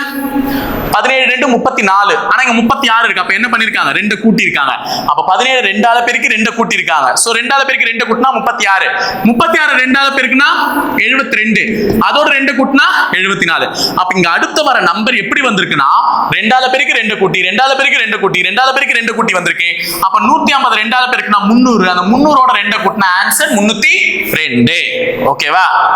சரி, அடுத்தது ஃபைண்ட் தி மிஸ்ஸிங் நம்பர். விடுபட்ட எழுத்தை கண்டுபிடிங்கன்னு இருக்காங்க. நிறைய பேர் நிறைய விஷயங்களை யோசிச்சீங்க. ஆனா ரொம்ப சப்பலா வச்சுக்கீங்க. பாருங்க, M N O P Q R S T இங்க வரணும். புரியுதா? ABCD தான் எழுதிருக்கேன். M N O P Q R S T இங்க என்ன வரும்? U. So the answer is U. ஓகேவா? உங்ககிட்ட தான் இருந்திருக்கு. M N O P Q R S T U. அடுத்தது ஒரு blood relation கொடுத்திருக்காங்க. A என்பவர் யாருடைய தாய்? B இனுடைய தாய். அப்ப A என்பவர் ஒருவருடைய தாய். யாருது? B. B இனுடைய தாய். B யோட அம்மான்னும் போது A அம்மா, சோ மைனஸ் போட்டுக்கிறேன். அடுத்தது C என்பவர் A வின் மகன். A வோட புள்ள யாரு? C. ஓகேவா? C வந்து A வோட மகன். ஓகே, அப்ப இவங்க ரெண்டு பேரும் சகோதர சகோதரிகளா கூட இருந்திருக்கலாம். டி என்பவர் E இன் சகோதரன். சம்பந்தமே படாத ஒருத்தர் வராங்க. E என்பவர் B இன் மகள். இங்க எழுதுறேன். அப்பனா டி என்பவர் யாருடைய சகோதரனா? E இனுடைய சகோதரன். சகோதரன் போது பிளஸ் பிரதர்ன்றதை எழுதிக்கிறேன். ஆனா E என்ன பாலினம்னு தெரியல. அதே நேரத்துல E என்பவர் யாருடைய மகள்? B இனுடைய மகள். இந்த B இனுடைய பொண்ணு தான் யாரு? E. அப்ப இவங்க பாலினம் தெரிஞ்சிச்சு, மைனஸ். ஓகேவா? ஏன் மைனஸ்? பொண்ணு. சோ B இனுடைய பொண்ணு. அப்ப B இனுடைய பொண்ணு E. இந்த C வந்து யாரோட பையன்? A ஓட பையன். ஆனா கடைசி வரை யாருடைய பாலினம் தெரியல? B இனுடைய பாலினம் தெரியல. அது எனக்கு தேவையில்லை. இவங்க என்ன கேட்டிருக்காங்கன்னா D யோட பாட்டி யாருன்னு கேட்டிருக்காங்க. Who is the grandmother of D? அப்ப D இனுடைய அப்பாவானா இருக்கட்டும், அம்மாவானா இருக்கட்டும், அவங்கள பெத்த இந்த அம்மாவை தான் இந்த D போய் என்னன்னு கூப்பிடும்? பாட்டின்னு கூப்பிடும். So answer option is A. Okay. அடுத்த क्वेश्चन வந்து if the day after tomorrow is Sunday, what day was tomorrow's day before yesterday அப்படின்னு சொல்லிருக்காங்க. அதாவது நாளைய மறுநாள். அப்போ இன்னைக்கு தான் இத பேசுற ஞாபகம் வச்சுக்கோ. நாளைய மறுநாள், இது நாளைக்கு. அந்த நாளைய மறுநாள் என்ன கிழமை அப்படின்னா ஞாயிற்றுக்கிழமை. அப்ப இந்த கிழமை என்ன இருந்திருக்கும்? முன்னாடி நாள் சனிக்கிழமை. அதுக்கு முன்னாடி நாள் என்ன இருந்திருக்கும்? வெள்ளிக்கிழமை. அப்ப வெள்ளிக்கிழமை தான் இந்த டயலாக் பேசிட்டு இருக்கேன். நாளைய மறுநாள் ஞாயிற்றுக்கிழமை எனில் நேற்றைய what was the tomorrow's day before yesterday? Tomorrow's நாளைய நாளின் ஒரு நாள் முந்தைய நாள் என்ன நாள்? அப்ப இது வந்து பாருங்க, நாளைய நாளின் ஒரு நாள் முந்தைய நாள். நாளைய நாளின் ஒரு நாள் முந்தைய நாள் என்ன நாள்னு கேட்டிருக்காங்க. அப்ப அது என்ன நாளா இருக்கும்? வியாழக்கிழமை. ஓகேவா? அடுத்தது 35. If uncle is written as easy, எல்லாமே நீங்களே போட்டுருவீங்க இந்த क्वेश्चन. நாய்ஸை எப்படி எழுதலாம்னு கேட்டிருக்காங்க. சோ நாய்ஸை எப்படி எழுதலாம்னா அதனுடைய வார்த்தையை மட்டும் ஞாபகம் வச்சுக்கோங்க. என்னன்னு எழுதிருக்காங்க? 4. ஓவை என்னன்னு எழுதிருக்காங்க? இங்க சன்ல இருக்கு பாருங்க, ஓ 8. ஐ என்னன்னு எழுதிருக்காங்க? சிஸ்டர்ல இருக்க ஐ 3. எஸ்ஸும் அங்கே இருக்கு 5. ஈயும் அங்கே இருக்கு 2. அப்ப 48352 னு எழுதிருக்கணும். சோ 48 நம்ம 4 ன்னு பார்த்தோனே போட்டுருக்கலாம் போல இருக்கு. 48 ன்னு பார்த்தோனே இதுல வரல, 46 தான். அதுதான் ஈஸியா மார்க் பண்ணிருக்கலாம். அடுத்தது 36வது क्वेश्चन. Burglar house pirate. திருடன் வீட்டில் கொள்ளையடிப்பான். கடற்கொள்ளையன் எங்க கொள்ளையடிப்பான்? கப்பல்ல. அவ்வளவுதான், முடிஞ்சிருச்சு. கடல்லன்னு போயிட்டு பாருங்க, கடல்ல கொள்ளையடிக்கிறதுக்கு என்ன இருக்கு? கப்பல்ல தான் கொள்ளையடிப்பான். ஓகேவா? Sequence the following in logical order. தர்க்கவாத வரிசையில் பின்வருவனவற்றை வரிசைப்படுத்தவும் சொல்லிருக்காங்க. சோ இங்க இருக்க கொடுத்திருக்கிறது எல்லாமே வந்து என்ன பண்றீங்கன்னா the shape of the figure. Pentagon அப்படினா எத்தனை, அதே மாதிரி ஹெப்டகன்னா எத்தனை, நானோகன்னா எத்தனை, இதெல்லாம் நீ தெரிஞ்சு வச்சிருக்கணும். சோ அதனுடைய நம்பர்ஸ் தெரிஞ்சிருக்கணும். ஆக்டகன்னா 8, நானோகன்னா 9. அதாவது 9 பக்கங்கள் இருக்கும். இப்படி இப்படி இப்படி இப்படி இப்படி இப்படி இப்படி இப்படின்னு 9 பக்கங்கள் இருக்கும். ஆக்டகன்னா 8 பக்கங்களை கொண்டு இருக்கும். Hexagon 6, ஹெப்டகன் 7, Pentagon 5. இதெல்லாம் அத்தனை பக்கங்களை கொண்டு இருக்கும். அப்ப வரிசைப்படுத்தி பார்க்கலாம். சின்னதுல இருந்து பெருசுக்கு போனோம். அப்ப பென்டகன் தான் முதல்ல வரும், ஏன்னா 5 பக்கம். அதுக்கு அடுத்தது ஹெக்ஸகன், அதுக்கு அடுத்தது ஹெப்டகன், அதுக்கு அடுத்தது ஆக்டகன், அதுக்கு அடுத்தது நானோகன். So 3 1 4 5 2. So the answer option is C. ஓகேவா? அடுத்தது 38வது கேள்வி. தனது பக்கத்தில் அமர்ந்திருக்கும் ஒரு பெண்ணை பார்த்து அமித் கூறுகையில், அமித் என்ன கூறினான்? அப்போ ஒரு பொண்ணு உட்கார்ந்திருக்கு. இங்க ஒரு அமித் உட்கார்ந்திருக்கான். இது அமித் தனது பக்கத்தில் அமர்ந்திருக்கும் பெண்ணை பார்த்து அமித் என்ன கூறுகிறான் என்றால், அவள் என் மனைவியின் கணவரின் சகோதரி. அப்போ அவ வேற யாரும் இல்ல, என் மனைவி. என் மனைவி அப்படின்னா அமித்தோட மனைவி. அந்த மனைவியின் கணவர்னா அமித்தே தான். என் மனைவியின் கணவர்னு சொல்றாமா. அப்ப என் மனைவியின் கணவர்னா அதே அமித், அந்த கணவருடைய சகோதரி. அப்ப பக்கத்துல இருக்கிறது வேற யாரும் இல்ல, அமித்தோட சகோதரி, சொந்த சகோதரி. ஓகேவா? சிஸ்டர். தன் மனைவியின் சகோதரினா அது வேறையா இருக்கும். ஓகே, அடுத்து 39வது question. A is taller than B but not as C. A என்பவர் B ஐ விட உயரம், ஆனால் C அளவு உயரம் இல்லை. நல்ல ஞாபகம் வச்சுக்கங்க. A என்பவர் யாரை விட உயரம்? B ஐ விட உயரம், ஆனால் C அளவு உயரம் இல்லைன்னா என்ன அர்த்தம்? அதை முதல்ல புரிஞ்சுக்கோங்க. C அளவு உயரம் இல்லை அப்படின்னு சொல்லியிருக்காங்க. அப்ப A வந்து C அளவுக்கு உயரமா இருக்க மாட்டான், அவனோட உயரம் கம்மியா இருப்பான். ஒரு விஷயம் இல்லைன்றாங்கன்னா அங்க வேற ஏதோ இருக்குன்றத புரிஞ்சுக்கணும். அப்ப C அளவுக்கு உயரம் இல்லைன்னா C ஐ விட உயரம் கம்மி. அப்போ C தான் உயரம். புரியுதா? A என்பவர் B ஐ விட உயரம், ஆனால் C ஐ விட உயரம் இல்லை. அப்ப C ஐ விட உயரம் கம்மி. அதே மாதிரி D என்பவர் E ஐ விட உயரம், ஆனால் B அளவு உயரம் இல்லை. அப்போ D ன்றவன் E ஐ விட உயரமா இருப்பான். யாரை விட உயரம் கம்மியா இருப்பான்? B ஐ விட உயரம் கம்மியா இருப்பான். அப்ப B க்கு பின்னாடி தான் D, E. ஓகேவா? E என்பவர் F ஐ விட உயரம். E என்பவர் F ஐ விட உயரம், ஆனால் D அளவு உயரம் இல்லை. D அளவு உயரம் இல்லை, கம்மியா தான் இருக்காங்க. எனில் இவர்களில் யார் இருப்பதிலேயே உயரமானவர்? இருப்பதிலேயே உயரமானவர் நம்ம அண்ணாத்த C. ஓகே, அடுத்தது 23 மாணவர்கள் உள்ள ஒரு வகுப்பில் ராம் மற்றும் ஷியாம் முறையே 13வது மற்றும் 14வது தரவரிசையில் உள்ளனர். முறையே கடைசியில் இருந்து அவர்களின் தரவரிசை என்ன? நான் கிளாஸ்ல மொத்தம் 23 பேர். இந்த क्वेश्चन நிறைய பேர் தப்பு பண்றீங்க, யோசிச்சு ஒழுங்கா பண்ணுங்க. 23 மாணவர்கள் இருக்காங்க. அதுல ராமு ஷியாமு எப்படி இருக்காங்கன்னா முறையே 13வது மற்றும் 14வது. அப்ப மேல இருந்து எண்ணும் போது ராம் எத்தனாவது? 13. ஷியாம் எத்தனாவது? 14வதா இருக்காங்க. அப்ப கீழ இருந்து எண்ணும் போது இவர்களுடைய தரவரிசை என்ன இருக்கும் முறையே சொல்லுங்கன்னு இருக்காங்க. நீங்க என்ன பண்ணுங்க, கிளாஸ்ல 23 பேர். சரி, ராமோட தரவரிசையை கண்டுபிடிக்கிறதுக்கு என்ன பண்ணுவீங்கன்னா 23ல ராமுக்கு முன்னாடி எத்தனை பேர் இருக்காங்களோ அதை கழிச்சிடுங்க சார்னு சொல்லுவீங்க. ராம் 13க்கு முன்னாடி 12 பேர். அப்ப 12 பேரை கழிச்சிட்டா சாரி 11. 12 பேர் கழிச்சிட்டா 11. அப்ப கீழ இருந்து எண்ணும் போது ராம் 11. ஷியாம் கீழ இருந்து எண்ணும் போது இவன் 14வது இருக்கான மேல இருந்து பார்க்கும்போது அப்ப இவனுக்கு முன்னாடி கண்டிப்பா 13 பேர் இருப்பாங்க. அப்போ 23ல எதை கழிக்கணும்? 13 கழிக்கணும். அப்ப 10. அப்ப கீழ இருந்து எண்ணும் போது இவன் 10, இவன் 11, இவன் 10. 11 10 இது இருக்கு பாருங்க இங்க. ஓகேவா? ஆனா நீங்க போட்டது என்னன்னா 10 11 போட்டிருப்பீங்க. அது தப்பு. கீழ இருந்து பார்க்கும்போது இவன் 10வது இவன் 11வதுன்னு சொல்லக்கூடாது. நான் என்ன கேட்டிருக்கேன்னா முறையே ரெஸ்பெக்டிவ்லி அப்படின்னு ஒரு வார்த்தை கொடுத்துருக்கேன். அப்ப நீ எனக்கு ஆன்சர் சொல்லும் போதும் முதல்ல யார சொல்லணும்? ராமோட இடத்த சொல்லிட்டு தான் யாரோட இடத்த சொல்லணும்? ஷியாமோட இடத்த சொல்லணும். நீ கீழ இருந்து என்னமோ 10 11 வருதுன்னு சொல்லிட்டு 10 முதல்ல போடு 11 ரெண்டாவதா போடுன்னு சொன்னா உனக்கு 0 தான் போடுவாங்க. அப்ப அங்க முறையேன்னு ஒரு வார்த்தை கொடுத்துருக்காங்கன்னா நான் எப்படி ஃபர்ஸ்ட் ராம சொல்லிட்டு ஷியாம ரெண்டாவதா சொல்லணும்? ஆன்சரை கேட்கும் போது ஃபர்ஸ்ட் ராம சொல்லுங்க, ரெண்டாவது ஷியாம சொல்லுங்க சொல்றேன். அப்ப முதல் ராம் 11, ரெண்டாவது ஷியாம் 10. சோ ஆன்சர் 11வது மற்றும் 10வது தானே தவிர 10வது மற்றும் 11வது இல்ல. அடுத்தது சதுர்விகா 20% தள்ளுபடியுடன் ஒரு ரெயின் கோட்டை வாங்கி ரூபாய் 50 சேமித்தார் எனில் ரெயின் கோட்டின் அசல் விலை என்ன? ஒரு பொருளுக்கு 20% ரெயின் கோட்டை வாங்கி 50 ரூபாய் சேமிச்சிருக்காங்க அப்படின்னா ரெயின் கோட்டினுடைய அசல் விலை என்ன அப்படின்னு சொல்லிட்டு கேட்கிறாங்க. 50 ரூபாய் சேமிச்சிருக்காங்க. இதுல எதுக்கு 20% தள்ளுபடி கொடுத்தா உனக்கு 50 ரூபாய் சேவ் ஆகுன்றதை கண்டுபிடி. ஒண்ணு இல்ல, இதுல கொடுத்துருக்கிற அமௌண்ட்டுக்கு நான் உனக்கு ஆல்ரெடி ஒரு நம்பர்னாலே 10% கண்டுபிடிக்க சொல்லியிருக்கேன். இப்போ 500 ரூபாய் வச்சுக்கோ அந்த ரெயின் கோட்டோட விலை. இதுல 10% எவ்வளோ? 50 ரூபா. 10% தான் 50 ரூபா. 1% 5 ரூபா. ஒரு நம்பரை பார்த்தோன்னே அதுல நீ 10% பாருங்க, அதுதான் முக்கியம். 500 ரூபான்றது 100%. அதனுடைய 10% கேட்டா ஒரு ஸ்தானம் தள்ளி புள்ளி வச்சுக்கோ, 50 ரூபாய். அப்ப 50 ரூபான்றது தான் 10%. எவ்வளவு தள்ளுபடி கொடுத்திருக்காங்க மேடம்க்கு? 20%. அப்ப 20% கொடுத்திருந்தா இந்த 50 எதால பெருக்கிக்கணும்? 2ஆல பெருக்கிக்கணும். 100 ரூபாய்.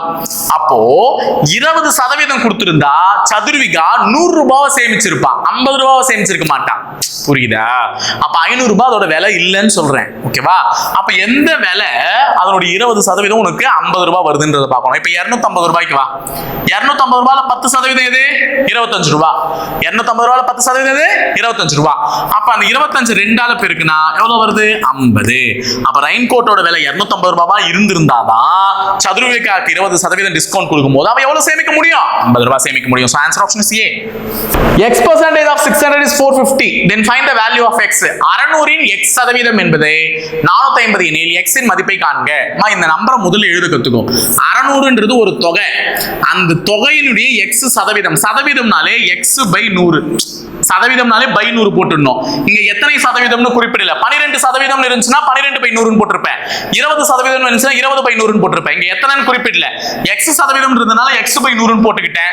எந்த நம்பர் இது? 600. அப்ப 600 into X/100 is equal to என்னது? 450. 450. இப்ப பாருங்க இது எழுதுறேன். 600x divided by 100 is equal to என்னது? 450. ஓகேவா? இத சால்வ் பண்ணா x கிடைச்சிடும். இந்த 2 0க்கு இந்த 2 0 அடிச்சிடலாமா? இந்த 2 0க்கு இந்த 2 0 அடிச்சிடலாம். அப்ப இது அந்த பக்கம் போகும்போது என்ன ஆயிடும்னு பாத்தீங்கன்னா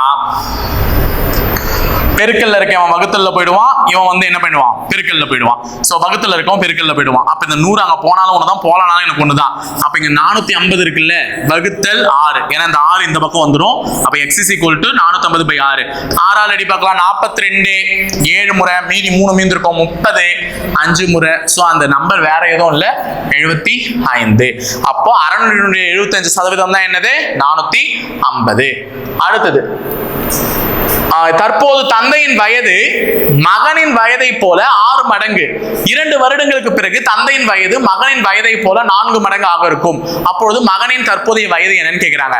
அப்ப தற்போது இப்ப அப்பாவோட வயசு எப்படி இருக்குமா? அப்பா தந்தையின் வயது மகனின் வயதை போன்று எத்தனை மடங்கு? மகனின் வயதை போல 6 மடங்கு. அப்ப மகன் எக்ஸ் இருந்தா அப்பா 6x. புரியுதா? எத்தனை மடங்குன்னு சொல்றாங்களோ அதால பெருக்கிக்கணும். அப்ப இப்போ மகனுடைய வயசு எக்ஸ் இருந்துச்சுன்னா அப்பாவோட வயசு எத்தனை மடங்கு? 6x. 2 வருடங்களுக்கு பிறகு, 2 வருடங்களுக்கு பிறகுனா +2. எப்பவுமே நம்ம என்ன பண்ணுவோம்? இத்தனை வருடங்களுக்கு பிறகுன்னும் போது அதை ஆட் பண்ணிக்கணும். அப்ப 2 வருடங்களுக்கு பிறகுனா +2. 2 வருஷம் கழிச்சு அப்பாவுக்கும் மகனுக்கும் எப்படி இருக்கும் வயசு அப்படின்னு பாத்தீங்கன்னா, தந்தையின் வயது மகனின் வயதை போன்று 4 மடங்காக இருக்கும். 2 வருஷத்துக்கு அப்புறமா மகனுக்கு 1 மடங்கு வயசு இருந்துச்சுன்னா தந்தைக்கு எத்தனை மடங்கு வயசு இருக்கும்? 4 மடங்கு. ஏன் சார் அங்க எக்ஸ் போட்டுக்கலாம்னு கேட்காதீங்க. ஒரு இடத்துல தான் எக்ஸ் இருக்கணும். ஏன்னா ஈக்குவேஷன் எழுதுறதுக்கு 2 இடத்துலயுமே எக்ஸ் வச்சு நம்மளால கண்டுபிடிக்க முடியாது. அப்போ 1 மடங்கு இருந்துச்சுன்னா 4 மடங்கு. மடங்கு இப்படிதான் எழுதணும். 1னா 4, 5 மடங்குன்னு சொல்லியிருந்தா 1னா 5, 8 மடங்குன்னு சொல்லியிருந்தாங்கன்னா 1னா 8. அவ்வளவுதான். ஓகேவா? சோ இப்போ 4 மடங்குன்னு சொல்லியிருக்காங்க, 1னா 4ன்னு போட்டேன். இப்போ இது ஈக்குவேஷன் எழுதுங்க பார்க்கலாம். அப்பாவை பத்தி. அப்பா இப்ப 6x. 2 வருஷம் கழிச்சுன்னா 2 கூட்டிப்பேன். என்னவா மாறுவாரு? 4ஆ மாறுவார். பையன் இப்ப x. 2 வருஷம் கழிச்சுன்னா 2 கூட்டிப்பேன். பையன் என்னவா மாறுவானா? 1ஆ மாறுவான். சோ இது ரெண்டுத்துக்கும் பார் போட்டுறேன். இங்க ஈக்குவல் டு, இப்ப குறுக்கு பெருக்கல் பண்ண ஆன்சர். ஓர் 6 6x, ஓர் 2 2, 4x 4x, 4 2 8, நடுவுல பிளஸ், இந்த பிளஸ் அப்படி. ஓகேவா? சோ x எல்லாம் ஒரு பக்கம் சேர்க்கலாமா? 6x minus 4x, 8 minus 2. Constant எல்லாம் ஒரு பக்கம் சேர்த்துட்டேன், x எல்லாம் ஒரு பக்கம் சேர்த்துட்டேன். 6x ல 4x போச்சுனா 2x, 8 ல 2 போச்சுனா 6. சோ x கண்டுபிடிக்கிறதுக்கு 2 அந்த பக்கம் தள்ளுங்க, வகுத்தல்ல போய்டும். அப்ப x இன் வேல்யூ 3. அப்ப மகனின் வயது 3. அப்பாவோட வயசு கேட்டிருந்தாங்கன்னா 6 3 18. அப்ப மகனோட வயசு தானே கேட்டிருக்காங்க நமக்கு. தற்போது மகனின் வயது என்ன? 3. முடிஞ்சிருச்சுமா? 44. A rectangular is a equal angular parallelogram. A square is a equilateral and equiangular parallelogram. ஒரு செவ்வகமானது சமகோணம் உள்ள இணைகரம் ஆகும் அப்படின்னு சொல்லி கேட்டிருக்காங்க. ஆமாம், செவ்வகமும் இணைகரமும் ஒரே போன்ற தோற்றம் உடையதுதான். என்ன இணைகரம் எப்படி சொல்லுவீங்க? செவ்வகம் இந்த மாதிரி சொல்லுவீங்க. சமகோணம் உள்ளதுதான், ஆனா சமபக்கம் உடையதா இருக்காது. நல்லா ஞாபகம் வச்சுக்கோங்க, இந்த வார்த்தைகள் ரொம்ப முக்கியம். ஒரு செவ்வகமும் இணைகரமும் எப்படி இருக்கும்? சமகோணம் இருக்கும், ஆனா சமபக்கம் இருக்காது. சமபக்கம் இருக்காது. அப்போ இங்க வார்த்தையை மாத்தி ஒரு செவ்வகம் சமபக்கம் மற்றும் சமகோணம் உள்ள இணைகரம்னு கேட்டாங்கன்னா அது இல்ல, தப்புன்னு சொல்லணும். அப்போ ஒரு செவ்வகமானது சமகோணம் உள்ள இணைகரமா இருக்குமே தவிர சமபக்கம் உள்ள ஒரு இணைகரமா இருக்காது. அதே மாதிரி ஒரு சதுரம் என்பது சமபக்கம் மற்றும் சமகோணம் உள்ள இணைகரமானா கரெக்ட், ரெண்டுமே இருக்கும். சோ ரெண்டுமே சரிதான். சோ 1 மற்றும் 2 இரண்டும் சரி. அடுத்தது மேட்ச் தி ஃபாலோவிங் கொடுத்திருக்காங்க மேக்ஸ்ல. சோ மேக்ஸ்ல இந்த ஆக்சுவலா இந்த படி டிகிரி அப்படின்னா என்னன்னா, இந்த பவர்ல என்ன வருதோ அதை கூட்டினா டிகிரி. அப்போ 4b² c ன்னு கொடுத்திருக்காங்களா, இதோட பவர்ல 2. இங்க c க்கு பவர்ல ஒண்ணுமே இல்லைன்னா அங்க என்ன இருக்கிறதா அர்த்தம்? 1 இருக்கிறதா அர்த்தம். அப்ப இது ரெண்டுத்தையும் கூட்டினா 3. 2 + 1 3. அப்போ இந்த சமன்பாட்டினுடைய படி என்னன்னு கேட்டாங்கன்னா 3. இதே 4b³ c² d இப்படி கொடுத்திருந்தாங்கன்னா இதனுடைய பவர் என்னன்னு கேட்டிருந்தாங்கன்னா படி 3 to 5. இங்க ஒண்ணுமே இல்ல, 1. சோ 6 ன்னு சொல்லிருப்பீங்க. ஓகேவா? அப்ப அத படின்னு கொடுக்கறாங்க, டிகிரின்னு கொடுக்கறாங்கன்னா மேல இருக்க வேல்யூஸை கூட்டிக்கணும். அப்போ இந்த 3க்கு என்ன வரும்னு பாத்தீங்கன்னா 3. சாரி 3க்கு 3 இல்ல, 3க்கு 2மா. 3க்கு 2ஆ மேட்ச் ஆவறது. நான் இங்க தப்பு பண்ணிட்டேன். 3க்கு 2. 3க்கு 2 இருக்கிற மாதிரி இந்த ஆப்ஷன்லயும் இருக்கு, இந்த ஆப்ஷன்லயும் இருக்கு. அப்ப c-யுமே வராது. இந்த 0 of 4 - 2x x-க்கு முன்னாடி இருக்கிற நம்பர் தான். சோ இதுக்கு இது. அப்ப 4க்கு 1 வரணும். 4க்கு 1 இருக்கிற மாதிரி ஆப்ஷன் இதுதான். அது மட்டும் இல்லாம இந்த 0 + -138 is equal to -138 is equal to -138 + 0. இப்போ இத நீ சால்வ் பண்ணிருந்தாலும் உனக்கு -138. ஏன்னா 0 ஓட -138 கூட்டினாலும் -138. அதே மாதிரி மாதிரி -138 0 கூட்டினாலும் -138. அப்ப இது எல்லாமே சமமா வரதுனால இதுக்கு பேர் என்னன்னு பாத்தீங்கன்னா அடிட்டிவ் ஐடென்டிட்டி. அதே மாதிரி -71 டிவைடட் பை 125. இந்த -71 டிவைடட் பை 125 நீ அடிச்சனா உனக்கு 0.2156 சம்திங் ஏதோ ஒன்று வரும். ஆனா அது என்ன ஆகும் பாத்தீங்கன்னா முடிவு பெற்றுவிடும். அப்ப முடிவுறும் தசம விரிவு. அப்ப உன்னுடைய தசமம் அந்த டெசிமல்ல பிரியக்கூடியது என்ன ஆயிடும் பாத்தீங்கன்னா ஒரு கட்டத்துல டெர்மினேட் ஆயிடும். இதே நீ 1/3 இந்த மாதிரி எல்லாம் வகுத்தனா என்ன ஆயிடும் 0.333333 போயினே இருக்கும். அப்ப அது முடிவிலா தசம விரிவு. இது வந்து முடிவுறும் தசம விரிவு. அப்ப இங்க இருக்கிறது வகுத்தாலே அது என்னது முடிவுறும் தசம விரிவு. இதெல்லாம் தெரிஞ்சு வச்சுக்கோங்க ஒழுங்கா. இந்த முறை இந்த மாதிரி ட்விஸ்ட் கூட வச்சு क्वेश्चंस கேட்கலாம். அடுத்தது ABCDEFG இந்த மாதிரி வர்றதுல எது அடுத்து வரும்? இந்த G தூக்கி வந்து அடுத்தது முதல்ல போட்டுட்டு இருக்காங்க. அடுத்தது F தூக்கி வந்து முதல்ல போட்டுட்டு இருக்காங்க. அடுத்தது இந்த E தூக்கி வந்து முதல்ல போட்டுருப்பாங்க. அப்ப E ல தொடங்குற மாதிரி ரெண்டு ஆப்ஷன் இருக்கு. அப்ப இவனும் இல்ல அதுல கண்டினியூஸா இருக்கணும். E F G A B C D மட்டும் தான் வரணும். இந்த E திருப்பி வரக்கூடாது. அப்ப answer option is A over. அடுத்தது 47வது क्वेश्चन. முக்கோணம் வந்து ஆசிரியர்களை குறிக்கிறது, வட்டம் பெண்களை குறிக்கிறது. ஓகே, இந்த வட்டம் எதை குறிக்கிறது? பெண்.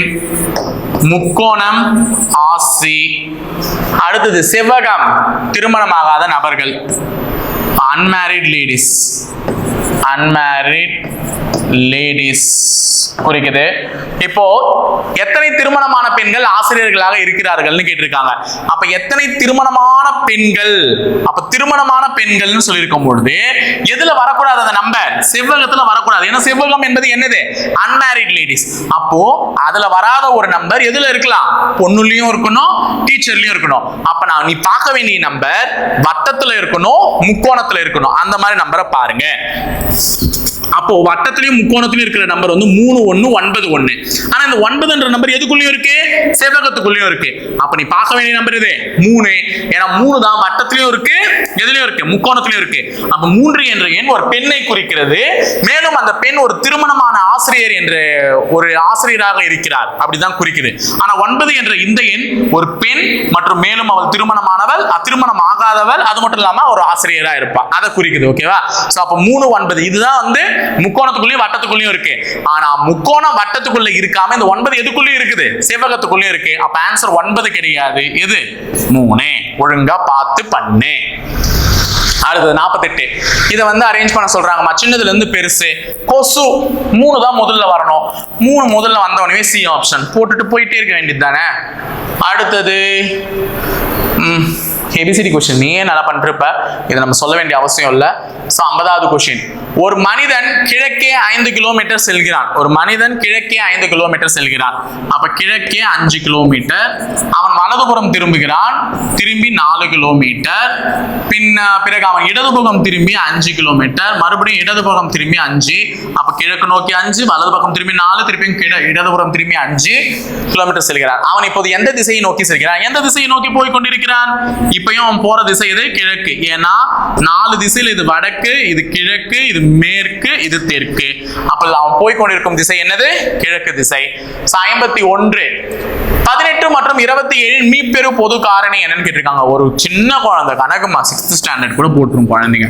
இதனுடைய மீப்பெரு ரெண்டுமே எந்த வாய்ப்பாடால பொதுவா அடிப்படும்? 3வது வாய்ப்பாட்டிலையும் வரும், 9வது வாய்ப்பாட்டிலையும் வரும். ஆனா மீப்பெரு பொது காரணினா பெரிய நம்பரை சொல்லணும். Answer is 9. ஓகேவா? 9வது வாய்ப்பாடு தான். அடுத்தது 52. 20 அடி நீளமுள்ள ஏணி தரையிலிருந்து 16 அடி உயரத்தில் சுவரினை தொடுமாறு சாய்த்து வைக்கப்பட்டுள்ளது. நல்லா ஞாபகம் வச்சுக்கோங்க, இது ஒரு ட்விஸ்டடான क्वेश्चनலாம் இல்ல, ஈஸி தான். எனில் சுவரில் இருந்து ஏணியின் அடிப்பகுதியானது எவ்வளவு? 20 அடி நீளமுள்ள ஏணி தரையிலிருந்து 16 அடி உயரத்தில். அப்போ ஒரு சுவர் இருக்குமா, இந்த சுவர்ல ஒரு ஏணி சாய்ச்சு வச்சிருக்காங்க. புரியுதா? ஒரு ஏணி சாய்ச்சு வச்சிருக்காங்க. புரியுதா வரையறது? ஒரு ஏணியை நான் சாய்ச்சு வச்சிருக்கேன் ஒரு சுவர்ல. அப்போ 16 அடி உயரம் உள்ள இந்த சுவர், 16 அடி உயரம் உள்ள இந்த சுவரில் 20 அடி ஏணி சாய்த்து வைக்கப்பட்டுள்ளது. புரிஞ்சுச்சா? இப்போ 20 அடி உயரமுள்ள ஏணி 16 அடி உயரமுள்ள சுவரில் சாய்த்து வைக்கப்பட்டுள்ளது. சுவரில் இருந்து ஏணியின் அடிப்பகுதியானது எவ்வளவு தூரத்தில் உள்ளது? ஏணியின் அடிப்பகுதி பி சுவரில் இருந்து எவ்வளவு இருக்கு இதை கேட்கறான். இப்ப இது என்ன முக்கோணம்? செங்கோண முக்கோணம். கர்ணம் கண்டுபிடிக்கிறதுக்கு என்னென்ன பண்ண முடியுமோ அதெல்லாம் பண்ணுவீங்க. h square is equal to l square plus b square. அப்ப இதோட ஸ்கொயர் இதோட ஸ்கொயரை கூட்டினா இந்த ஸ்கொயர் கிடைக்கும். அப்ப இது 20 ஸ்கொயர், இது 16 ஸ்கொயர். இந்த பேஸ்ல இருக்கிற ஸ்கொயர் தான் உனக்கு தெரியாது. அப்ப இவன் இந்த பக்கம் வந்துருங்க. 400 20 ஸ்கொயர் 400 மைனஸ் இவன் 256. கழிங்க பார்க்கலாம். 400ல 256 போச்சுன்னா 400ல 256 போச்சுன்னா 10ல 6 போச்சுன்னா 4, 9ல 5 போச்சுன்னா 4, 3ல 1 போச்சுன்னா 144. அப்ப இது ரெண்டுத்தையும் கழிச்சா 144. 144 எதனுடைய ஸ்கொயர்? இதை கண்டுபிடிக்கிறதுக்கு தான் வரணும். இதுக்கு ஸ்கொயர் ரூட் எடுக்கணும். 144 எதோட ஸ்கொயர்னா 12ஓட ஸ்கொயர். அப்ப சுவரில் இருந்து இதனுடைய நீளம் எத்தனை அடி இருக்கும்? 12 அடி. சிம்பிளான क्वेश्चन தானே. யோசிக்கல ஏதோ செவுருன்றா எணின்றா இந்த செவுரு இன்னும் எத்தனை பேர் பலி வாங்குமோ அப்படின்ற மாதிரி எல்லாம் உட்கார்ந்துறாதீங்க. ஈஸியான क्वेश्चन டக்குன்னு முடிச்சுட்டு போயிடலாம். அடுத்தது, ஒரு முக்கோணத்தின் அடிப்பக்கத்தை 2 மடங்காகவும் உயரத்தை பாதியாகவும் மாற்றும் பொழுது முக்கோணத்தின் பரப்பளவு எவ்வளவாக மாறும்? முதல்ல இதுதான் ஒரு முக்கோணத்தினுடைய இது. இதனுடைய அடிப்பக்கத்தை என்ன பண்றாங்க? 2 மடங்கு ஆக்குறாங்க. இப்ப இது 6 சென்டிமீட்டர் இருக்குன்னு வச்சுக்கோ. அடிப்பக்கத்தை இப்ப நான் எத்தனை சென்டிமீட்டரா மாத்துறேன்? 2 மடங்கா. அப்ப 12 சென்டிமீட்டரா மாத்துறேன். உயரத்தை என்னவா மாத்திரன்னா பாதியா. இப்ப இங்க ஒரு 8 சென்டிமீட்டர் இருக்கு இந்த உயரம். சாரி, இந்த உயரம் இது இல்ல, இது 8 சென்டிமீட்டர் இருக்கு. இதை நான் பாதியா மாத்திடுறேன், 4ஆ மாத்திடுறேன். அப்போ இங்க கம்மியானது தான் எனக்கு என்ன ஆயிடுச்சு? இந்த இடத்துல விரிஞ்சிருச்சு. அப்ப ரெண்டுத்தினுடைய பரப்பளவும் எப்படி இருக்கும்னு பாத்தீங்கன்னா ரிமைன்ஸ் தி சேம், மாறவே மாறாது. உயரத்தை நான் இங்க கம்மி பண்ணிருக்கேன்ல, அதை தான் நான் எங்க விரிவாக்கிட்டேன்? பேஸ்ல விரிவாக்கிட்டேன். அப்போ உயரம் இங்க உயரம் அதிகம், பேஸ் கம்மி.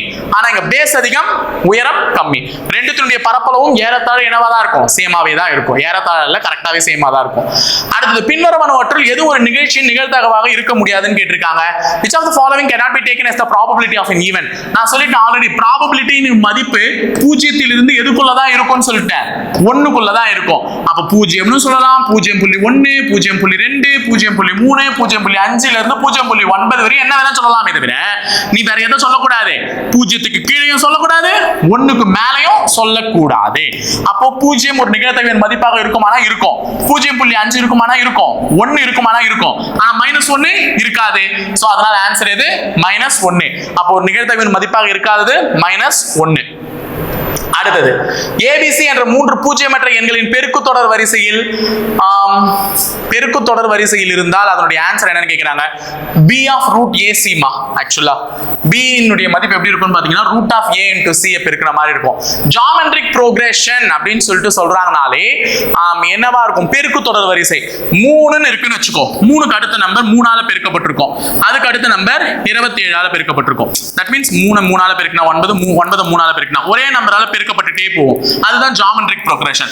அப்ப இது ஏன்னு வச்சுக்கோ, இது பின்னு வச்சுக்கோ, இது சின்னு வச்சுக்கோ. அப்ப B னுடைய மதிப்பு எப்பவுமே எதுக்கு சமமா இருக்கும்னா இது ரெண்டுத்தையும் பெருக்கி அதுக்கு ஸ்கொயர் ரூட் எடுக்கிறதுக்கு சமமா இருக்கும். வேணும்னா பெருக்கி பாருங்களேன். இப்ப B னுடைய மதிப்பு, Bன்றது என்னது? 9. அந்த 9 னுடைய மதிப்பு எது இருக்கும்? C-யையும் A-வையும் பெருக்கி அதுக்கு ஸ்கொயர் ரூட் எடுத்துக்கணும். 3யும் 27யும் பெருக்கி ஸ்கொயர் ரூட். 3யும் 27யும் பெருக்குங்க, 37. 2 3 6 81. 81க்கு ஸ்கொயர் ரூட் எடுத்தா தான் 9 கரெக்ட்டா வந்துருச்சு. அப்ப 3 9 27. இதுதான் ஜியோமெட்ரிக் ப்ரோக்ரஷன். அப்ப B னுடைய மதிப்பு A-வையும் C-யும் பெருக்கி ஸ்கொயர் ரூட் எடுத்தது கரெக்ட்டா இருக்கும். அப்ப 81. ஓகேவா? ஓகே. அப்ப answer B root of AC. முக்கோணத்தினுடைய எண்ணிக்கை பின்வரும் படத்தில் கண்டு எழுதுங்கன்னு சொல்லிருக்காங்க. சோ 1 2 இது வரையும் 3, 4 5 இது வெளியில இருக்கிறது என்னன்னா 6, 7 8 வெளியில இருக்கிறது என்னன்னா 9, இது 10 11 12 13 இங்க சேர்ந்து இருக்கிறது 14, வெளியில இருக்கிற பெரிய முக்கோணம் 15. So answer option is D 15. அடுத்தது, ஒரு கோவிலை அடைய 23 படிகள் உள்ளன. கோவிலில் இருந்து இறங்கும் போது ராம் ஒரே நேரத்தில் 2 படி எடுத்து வைக்கிறார். ஷாம் 1 படி ஏறினார். அவர்கள் ஒரே நேரத்தில் வேலை செய்ய தொடங்கினால் எந்த படியில் அவர்கள் ஒருவரை ஒருவர் சந்திப்பார்கள்? சிம்பிளான கணக்குமா. மொத்தம் 23 படி இருக்கு. இவன் 2 படி இறங்குவான், அவன் 1 படி ஏறுவான். 3ஆல அடிச்சு பார், 3ஆல அடி. திருப்பியும் 21 7 மிச்சம் 2/3 இருக்கும். 7 2/3 கிட்டத்தட்ட 7.5 மேல. அதாவது கிட்டத்தட்ட எத்தனாவது படியில சந்திச்சிருவாங்கன்னா 8வது படியில சந்திச்சுவாங்க. ஏன்னா அவன் 2 படி அவன் 1 படி. அந்த 23 3ஆல அடிச்சா 7 2/3 சம்திங் 7.33 சம்திங் வரும். 8 நியரர். ஓகேவா, டக்குன்னு கண்டுபிடிச்சிடலாம். அடுத்தது பின்வரும் வரைபடங்களில் மேஜைகள், நாற்காலிகள், தளவாடங்கள். நல்லா ஞாபகம் வச்சுக்கோ. இங்கிலீஷ்ல பாரு ஃபர்னிச்சர்னு கொடுத்துருக்கான். அதை வந்து மரச்சாமான்கள்னு கொடுத்துருந்தா நம்ம ஈஸியா கண்டுபிடிச்சிடுவோமேன்னு சொல்லிட்டு தமிழ்ல தளவாடங்கள்னு கொடுத்துருக்கான். தளவாடம்னா நீ வேற ஏதோ கம்பேர் பண்ணிக்காத. ஸோ இந்த மாதிரி சில ஒர்க் ஐட்டம்ஸை கூட தளவாடங்கள்னு சொல்றாங்க. அப்போ மேஜையும் சரி நாற்காலியும் சரி வேற வேற. ஆனால் அது ரெண்டுமே எதுக்குள்ளதான் வரும்? தளவாடங்களுக்குள்ளதான் வரும். So answer option is C. Last 2 question தான். 59வது கேள்வி வந்து இதில் சேராத உருவத்தினை கண்டுபிடித்து எழுதுங்கன்னு சொல்லியிருக்காங்க. ரொம்ப ட்விஸ்ட் எல்லாம் கிடையாது, ஈஸி தான்மா. இப்ப பாருங்க, இந்த முதல் படத்துக்கும் 2வது படத்துக்கும் ஒப்பிட்டு பார்க்கும்பொழுது இதுல இந்த ஷேப் மட்டும் தான் திரும்பி இருக்கு. கரெக்டா? இந்த படத்துல இருந்து இந்த படத்துக்கு இந்த ஷேப் மட்டும் தான் திரும்பி இருக்கு. மத்ததெல்லாம் அப்படியே தான் இருக்கு. கவனிச்சிருக்கீங்களா? இப்ப இதுல இருந்து இதுக்கு பாருங்க, இவனும் திரும்பிட்டான், இவனும் திரும்பிட்டான். கரெக்டா? இவனுங்க 2 பேரும் ஒரே மாதிரி இருக்காங்க. அப்போ முதல் படத்துல ஒரு ஷேப் மாறுறான், 2வது படத்துல 2 ஷேப் மாறுறான், 3வது படத்துல 3 ஷேப் மாறணும். பாருங்க, இவன் இப்படி திரும்பிட்டான், இவன் இப்படி திரும்பிட்டான், இவன் இப்படி திரும்பிட்டான். மாறிட்டானுங்க, 3 ஷேப் மாறிட்டானுங்க. ஆனா தப்பா மாறிட்டானுங்க. ஏன் சார்னா, அந்த 3 ஷேப் எவன் தெரியுமா மாறி இருக்கணும்? கீழே இருக்கிறவன் மாறி இருக்கணும், மேல இருக்கிறவன் மாறி இருக்கணும், அதுக்கு மேல இருக்கிறவன் மாறி இருக்கணும். இதுதான் வந்திருக்கணுமே தவிர, ஏன்னா இந்த படம் தான் வந்திருக்கணும் 4வது இடத்துல. இங்க மாத்தி போட்டிருக்காங்க. புரியுதா? இவன்ல இருந்து தான் மாறணுமே. ஃபர்ஸ்ட் இவன் மாறினானா, அடுத்து இவன் மாறினான், அடுத்தது இவன் தான் மாறணும், அதுக்கு அடுத்தது இவன் எல்லாருமே மாறணுமே தவிர பாக்கி இவனுங்க 3 பேர் மாறிட்டானுங்க. அப்ப இதுல தவறான படம் எது? டி. ஓகேவா? அடுத்தது 60வது கேள்வி. ஒரு வகுப்பில் ராகேஷ் என்பவர் மேலிருந்து 9வது இடத்திலும் கீழிருந்து 38வது இடத்திலும். அப்ப ராகேஷ் மேல இருந்து 9 கீழ இருந்து 38னா வகுப்புல மொத்தம் எத்தனை மாணவர்கள் கேட்டிருக்காங்க? இது ரெண்டுத்தையும் கூட்டி ஒண்ணு கழிக்க வேண்டியதுதான். 9 ஒரு 8 17 47 மைனஸ் 1 46 மாணவர்கள் இருக்காங்க. ஏன் ஒண்ணு கழிச்சுனா ராகேஷ் 2 முறை கூட்டிட்டதுனால. ஓகேவா? இன்னைக்கு புரிஞ்சிருக்கும் நினைக்கிற 60 கேள்விகள். ஸோ இதே மாதிரி தொடர்ந்து சப்போர்ட் பண்ணுங்க. முப்படை பயிற்சி மையத்தில் அடுத்தடுத்த வீடியோஸ்க்காக காத்துட்டு இருக்கேன். தேங்க்யூ.